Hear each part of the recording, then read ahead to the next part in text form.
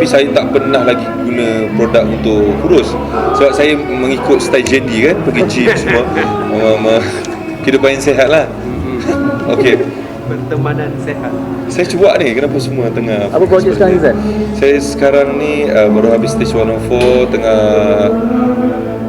nak shoot untuk Hantu Bonceng 2 untuk Astro First. Dah ada few lagi yang movie di Astro. Ali Idham juga? Macam mana? Ali Ahmad Idham direct? Tak, Ahmad Idham tidak terlibat dengan Excellent Picture dah. Tak silap saya lah. Oh, sebab yang first dia kan? Tapi sekarang Excellent, saya tak tahu dia macam mana kerjasama. Sebab ini untuk Astro First. Bila start? Minggu depan kot. Dah tak lama sebenarnya. Siapa pengarah dia? Pengarah dia saya tak tahu lagi. Saya dengar nama Yusri. Mungkin Yusri akan mengarahkan Hantu Bonceng 2. Ini bila nak syuting ni, nak tayang selalu kan shooting filem. Ini untuk Astro First. Tak lah, maksudnya selalu shooting filem untuk Pawagam. Bila nak shooting ni untuk FPV, so macam mana dia punya feel dia tu? Saya rasa okey, dia okey. Kita ada movie, kita ada drama. So Super Tele dia tengah-tengah. So dia punya konsep macam Netflix lah kan. So kita buat produk yang berkualiti sebab kita nak letak untuk Astro First dan orang nak tengok berbayar kan. So kita buat produk ni macam filem lah sebenarnya. Saya rasa bajet dia pun tak rendah lah. Bajet dia quite high juga untuk Astro First ni. Sebab tu produk Astro First kita tengok sebelum ni memang best-best semua. Heroin dia siapa? Semua tengah menghadap saya. Kenapa ni? Heroin siapa? Heroin dia si Haziki tak silap saya. Kemungkinan besar. So Izan tengok sekarang rajin berbasikal. So Ya. apa yang terdetik rajin sekarang ni? Lagi ikut trend ke atau macam mana? Saya memang mengidolakan JD sebenarnya. Basikal, okey, saya sebenarnya sukan, saya tak berapa minat sangat. Kalau saya minat pun go-kart, saya minat pun jenis yang sukan-sukan e-sport, semua benda, video game. Tapi yang jenis bentuk race lah kan. So kalau nak race ni mahal juga bajet dia. So saya rasa basikal tu antara benda yang kayu je. So dia tak ada strategi macam memanah ke, kita macam main bola ke ataupun futsal ke. So pada saya benda tu very priceless untuk saya punya kesihatan lah. Tapi dalam seminggu berapa kali? Kadang 3 kali, kadang 2 kali. Sejak bila Zam? Kalau boleh. Saya tahu soalan ni nak pergi kepada siapa ni. Okay, alright. Kita tunggu dulu. Belum lagi, saya tahu. Berapa lama dah start basikal? Saya baru lagi basikal ni, tapi saya dah beli lama. Memandangkan jadual saya yang agak pack juga. Tambah baru ni pula PKP, saya stop job. So habis PKP, kerajaan dah istilah boleh keluar, boleh bersukan. So saya start balik mengayuh. Time bersyarat lah kau kan? Taklah mengambil syarat, saya rasa time PKP. PKP tak boleh lah kan. So sekarang ni dah boleh. Maksud jadi time bersyarat, PKPB bersyarat yang boleh. Yes. Yang masa tengah teruk tu. So sekarang ni dah okey. So kita mengayuh. Dah lama dah beli basikal apa semua? Saya beli lama lah. Peram lah. Saya beli 2019. Simpan sebab Basikal tu model 2020. Sampai 2019 tu dia orang dah keluarkan model 2020. So saya dah beli. Saya rasa bulan 12, bulan 11 last year. So saya beli, pakai tak pakai. So tahun ni lah baru saya banyak kali guna lah juga. dia macam mana? belanja? Hmm? Belanja Boleh lah. Tak adalah banyak sangat. Okey lah. 5 angka lah. Pada saya okey, mungkin kalau orang dengar agak risau, tapi bila saya bercakap tentang kesihatan, saya rasa harga basikal dengan kesihatan sangat tak ada harga kan. So benda tu sangat tak ternilai. So pada saya spend lah sikit untuk kita punya kesihatan. Sebab kita pun makin tua. So kita dengar juga orang begitu begini kan. Kadang-kadang umur muda dah ada sakit tu, dah sakit ni.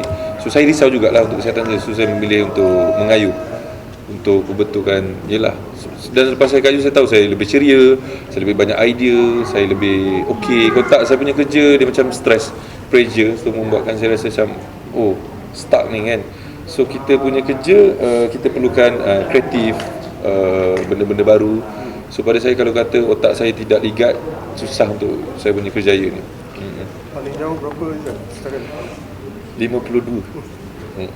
Ada itu saya buat yang baru ni 48, daripada rumah ke KL balik rumah.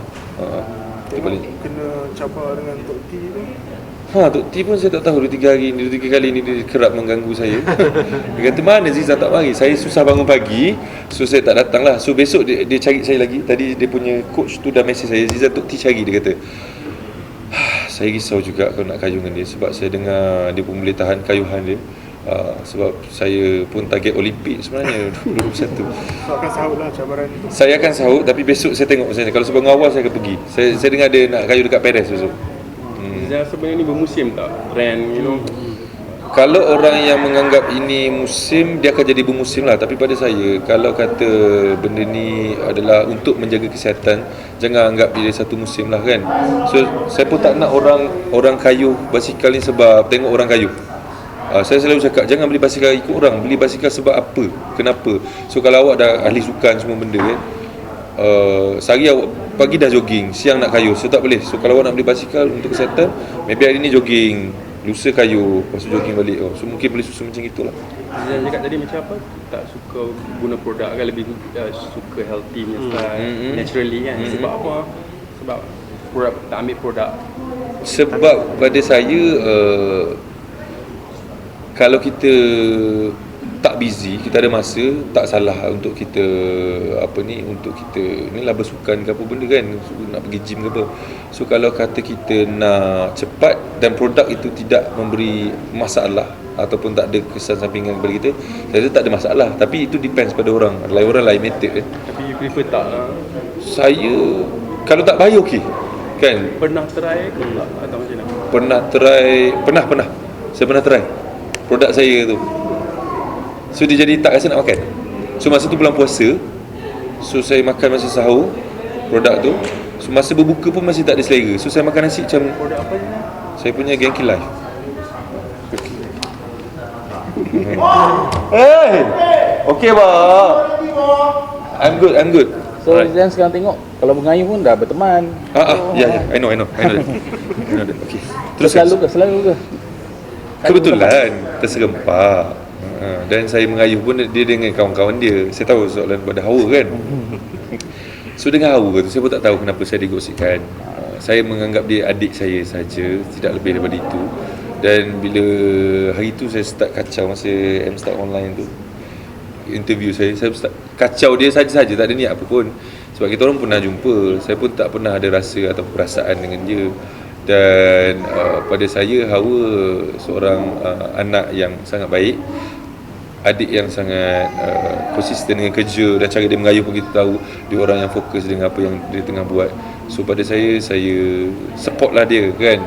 Dan dalam masa yang sama pun bila orang duk gosip itu ini, saya pun rasa macam saya risau kerjaya dia, saya pun risau kerjaya saya. Saya pun tak naklah orang bercerita begini sampai jadi satu gosip yang orang dah mula percaya yang kita orang ada apa-apa. Sedangkan pada saya kita orang hanyalah kalau tak ada pasal kayu, kadang-kadang tak pernah kontak pun. Dan tak pernah ada tiba-tiba jom kita minum ke, tak pernah langsung wallahi saya kata. So kalau kata tiba-tiba nak kayu, kadang-kadang saya kontak dia, kadang-kadang dia kontak saya, bang besok macam mana, dia kata kan. So saya kata kalau saya kerja, saya cakap kerja lah kan, kalau dia kerja, dia cakap kerja. So saya rasa kesian dekat orang-orang luar sana, takut kita orang orang menganggap kita orang ada apa-apa. So dia menjadi satu spekulasi yang boleh membawa kepada benda yang tidak baik. Saya risau. So saya cerita benda ni supaya Malaysia semua faham lah yang kita orang sebenarnya hanyalah seperti abang dan adik. Pengalaman mematangkan saya. Tapi bila orang cuba nak mengkeneng-keneng awak dengan dia tu, awak rasa macam mana? Saya rasa kelakar lah juga kan, sebab dia terlalu muda. Saya ni dah lama juga dalam industri ni. So saya nak dia bekerja dan berkerjaya dengan baik dululah. Saya pun tak nak dia naik dengan keadaan gosip itu ini kan.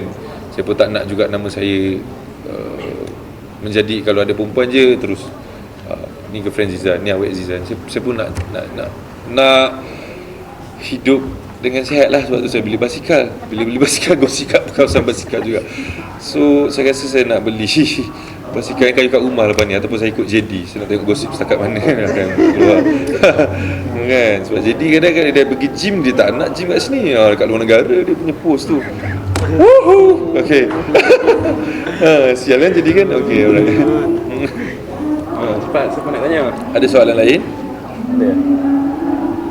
Silakan. Dan bisnes Zizan yang banyak tu, Aha. manager ke?